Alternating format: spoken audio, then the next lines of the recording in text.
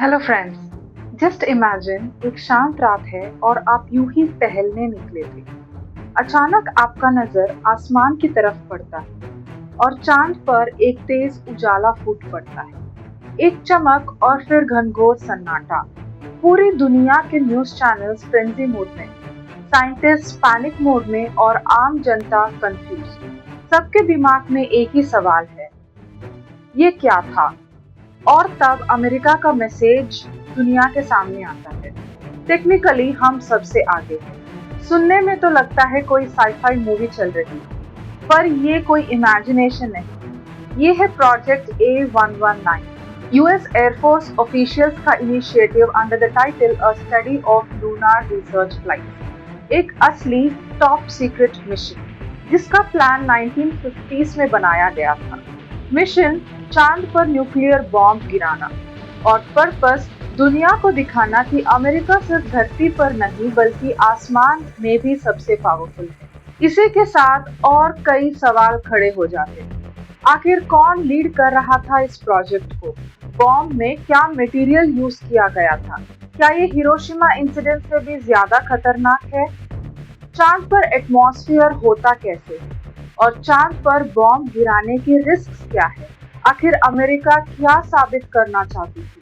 क्या project A119 वाकई में इम्प्लीमेंट हुआ था? आखिर जो सीक्रेट मिशन था वो लोगों के सामने आया कैसे? आइए जानते हैं इन सभी सवालों के जवाब इस वीडियो में।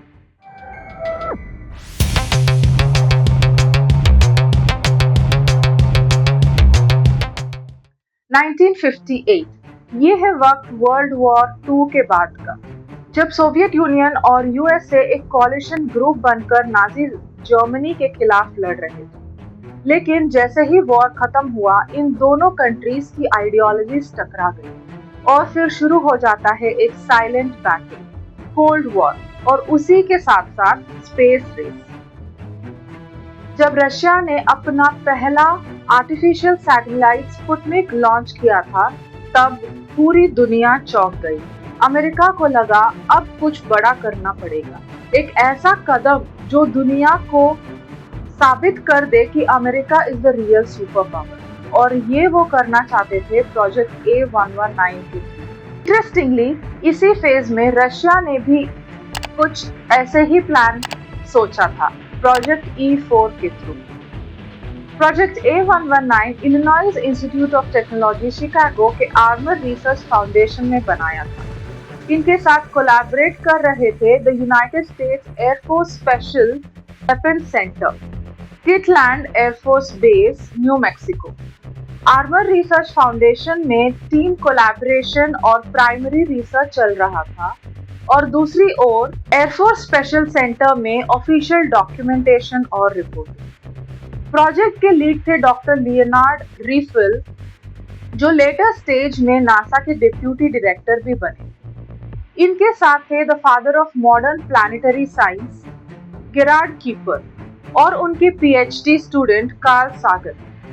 गेरार्ड प्रोजेक्ट का रिसर्च और प्लानिंग में शामिल थे, और कार्ल सागर साइंटिफिक कैलकुलेशंस और प्रिडिक्शंस के मैथमेटिकल मॉडल्स बना रहे हैं। और ये मैथमेटिकल मॉडल्स न्यूक्लियर एक्सप्लोजन का इफेक्ट एक्सप्लोर करने के लिए स्पेसिफिकली वैक्यूम और लो ग्रेविटी रीजन्स। चांद पे जो एटमॉस्फेयर है वो बहुत ही ज्यादा हल्का या वीक है। इसे हम एक्सोस्फीयर भी कहते हैं। बेसिकली ये एक तरह का वैक्यूम ही है अर्थ के कंपैरिजन। इस एक्सोस्फीयर में गैस के मॉलिक्यूल्स इतने कम होते हैं कि वो एक दूसरे से टकराते भी नहीं, और इसमें थोड़ी थोड़ी मात्रा में हीलियम, नियॉन और आर्गन होते हैं। थोड़ा हाइड्रोजन, सोडियम और पोटेशियम भी पाया जाता है।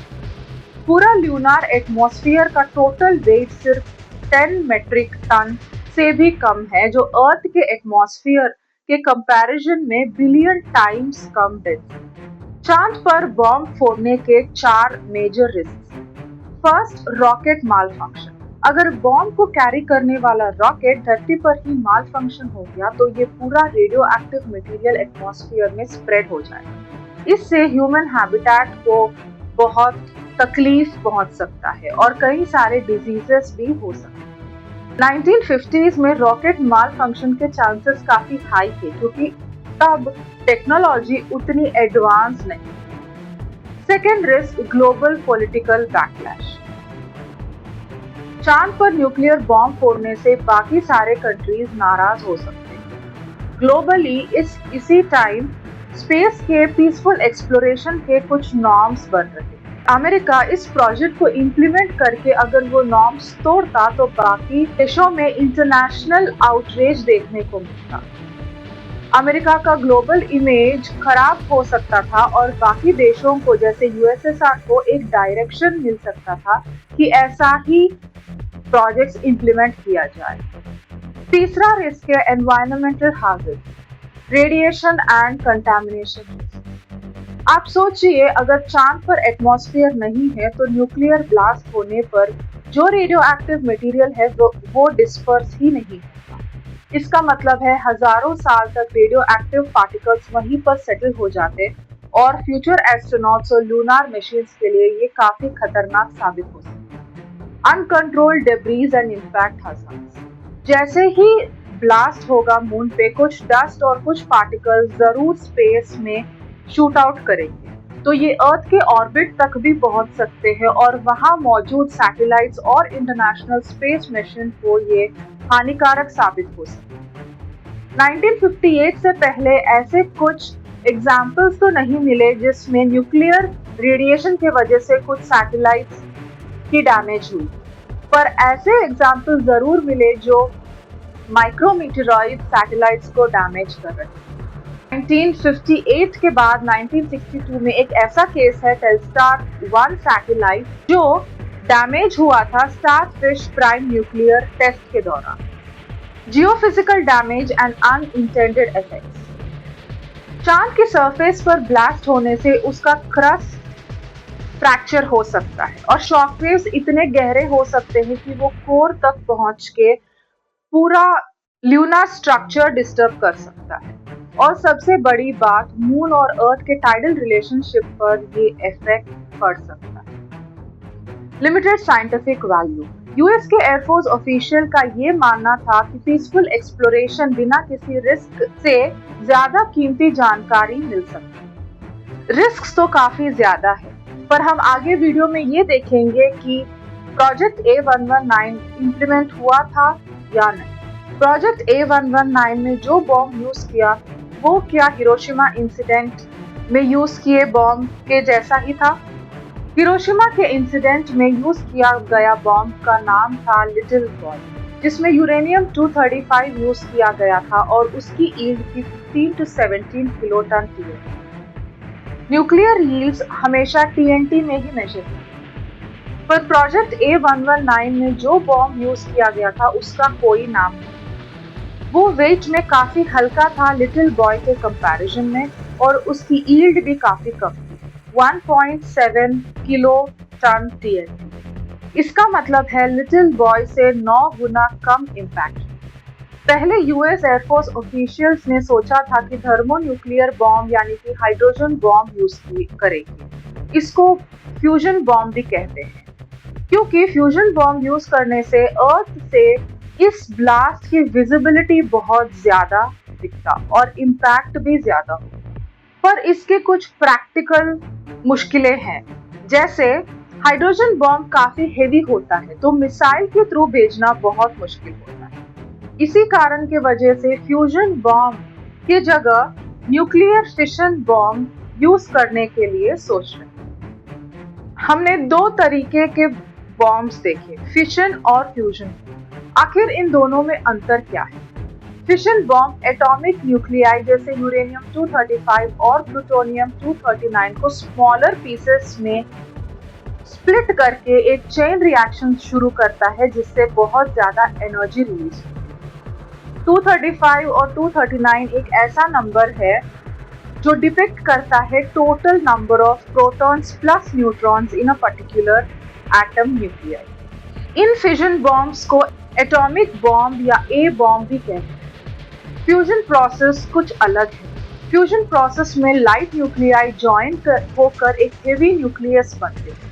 ये प्रोसेस फिशन से भी ज्यादा एनर्जी रिलीज करता है और ज्यादा डिस्ट्रक्टिव भी है। फ्यूजन प्रोसेस में भी इनिशियली फिशन प्रोसेस का चेन रिएक्शन यूज होता है। फ्यूजन बॉम्ब्स को थर्मोन्यूक्लियर और हाइड्रोजन बॉम्ब्स भी कहते हैं। प्रोजेक्ट को बनाने के 2 पर्पसेस बताए गए। एक, psychological show off force create करना चाहते थे यूएसएसआर और पूरी दुनिया को इम्प्रेस करने के लिए, जिससे अमेरिकन पब्लिक की मोराल भी बूस्ट होगा। और दूसरा, साइंटिफिक पर्पस बताया गया जिससे मून की कंपोजिशन को स्टडी कर सके। इन दोनों में से असली मोटिव था प्रोपेगेंडा और पावर शो करना। अगर चांद पर बॉम्ब फोड़ते तो क्या हिरोशिमा इंसिडेंट के तरह मशरूम क्लाउड दिखता या कुछ और? जब भी न्यूक्लियर बॉम्ब फटता है, एक जबरदस्त amount of heat energy release हो जाती है और आसपास का हवा बहुत गर्म हो जाता है। ये गर्म हवा हॉट एयर बलून की तरह ऊपर उठ जाता है क्योंकि गर्म हवा ठंडी हवा से काफी कम डेंस होता है। जैसे ही गर्म हवा ऊपर उठ जाता है, नीचे एक वैक्यूम क्रिएट हो जाता है और अगल बगल में जितना भी विंड है वो रश करता है इस एरिया में उसको ऑक्यूपाई करने के लिए, और इसी से बनते हैं strong upward currents, also known as afterwinds। और ये आफ्टरविंड्स आसपास के डस्ट और डेब्रीज को उसी स्ट्रेंथ के साथ ऊपर उठाते हैं जिससे बनता है मशरूम का स्टेम। जैसे ही गर्म हवा ऊपर उठता रहता है, एटमॉस्फेयर के एक लेयर ट्रोपोपॉज तक पहुंच जाता है। ट्रोपोपॉज का लेयर बहुत डेंस होता है और इससे आगे गर्म हवा ऊपर नहीं जा सकती। तो ट्रोपोपॉज एक बाउंड्री की तरह काम करता है जहां पर ये गर्म हवा एक्यूमुलेट हो जाता है और एक कैप स्ट्रक्चर बन जाता है। इसी कैप स्ट्रक्चर को हम मशरूम क्लाउड कहते हैं। मून पर ब्लास्ट का सीन थोड़ा अलग होगा। वहां न एटमॉस्फेयर है, न प्रॉपर ग्रेविटी ड्रिवन कन्वेक्शन, मतलब हवा का नेचुरल फ्लो भी नहीं होता। तो अगर वहां कोई एक्सप्लोजन होता है तो अर्थ जैसे मशरूम क्लाउड नहीं बनेगा। तो क्या होगा फिर? एक्सप्लोजन के बाद बस एक स्फेरिकल बर्स्ट होगा जो हर डायरेक्शन में दिखेगा क्योंकि वहां पर न कोई हवा है और न कोई बॉयंसी जैसे कॉन्सेप्ट। बॉयंसी काम आता है गर्म हवा को ऊपर उठाने के लिए, क्योंकि गर्म हवा ऊपर नहीं उठता और नीचे कोई वैक्यूम नहीं बनता, आफ्टर विंड्स बनने का भी चांस यहाँ पर नहीं। तो जब भी कोई ब्लास्ट मून पर होगा तो धरती से सिर्फ एक स्फेरिकल साइलेंट एक्सप्लोजन नजर आएगा। चांद पर न्यूक्लियर ब्लास्ट होने का इम्पैक्ट हिरोशिमा इंसिडेंट से काफी अलग होगा। हिरोशिमा पर न्यूक्लियर बॉम्ब जब फटा था वो 1945 में था और 1.4 लाख लोगों की जान गई और हजारों बीमार हो गए कैंसर और रेडिएशन के वजह से। लेकिन मून पर ब्लास्ट का इम्पैक्ट थोड़ा अलग होगा। यहाँ न कोई एटमॉस्फेयर है और न ही ज़मीन। तो जो बहुत सालों तक सीक्रेट मिशन था वो लोगों के सामने कैसे आया? बायोग्राफर के डेविडसन ने 1999 में एक बुक लिखी थी, कार्ल सागन का autobiography, Carl Sagan a life. इसमें बताया कि कैसे कार्ल सागन ने अपनी स्कॉलरशिप एप्लीकेशन में इन 2 क्लासिफाइड यानी टॉप सीक्रेट रिसर्च पेपर्स का मेंशन किया था। ये था पहली बार जब लोगों को पता चला इस सीक्रेट प्रोजेक्ट के बारे में। इस बुक के बाद ही लियोनार्ड रीफिल, जो उस टाइम के प्रोजेक्ट लीड थे, उन्होंने कंफर्म किया कि ये लीक हुआ था और ये प्रोजेक्ट का सबसे बड़ा सिक्योरिटी ब्रीच माना गया। इसी तरह सागन की छुपी हुई बातें लोगों के सामने आई। उससे ठीक 1 साल बाद यानी कि 2000 में लियोनार्ड रीफिल ने इस सीक्रेट प्रोजेक्ट के बारे में मीडिया के सामने आकर बताया। तो इन दोनों इंसिडेंट से सामने आया ये टॉप सीक्रेट मिशन। इस इंसिडेंट के बाद research paper under the title a study of lunar research flights volume 1 को डिक्लासिफाई किया था। इस प्रोजेक्ट से रिलेटेड कई सारे पेपर्स 1980s में ही डिस्ट्रॉय कर दिए गए। आज तक यूएस गवर्नमेंट इस प्रोजेक्ट को ऑफिशियली कंफर्म नहीं करती, पर ये लीक दुनिया भर में फेमस हो गई। 1958 में बना गया ये प्रोजेक्ट A119 डिस्कस की गई सारी रिस्क की वजह से कभी इम्प्लीमेंट ही नहीं, पर इस प्रोजेक्ट ने बहुत से मिशंस के लिए दरवाजे खोल दिए।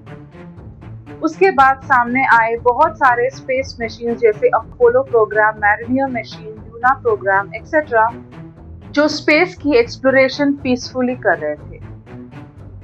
उम्मीद है इस वीडियो ने आपको थोड़ा नॉलेजेबल बनाया और थोड़ा हैरान भी किया। फिर मिलेंगे।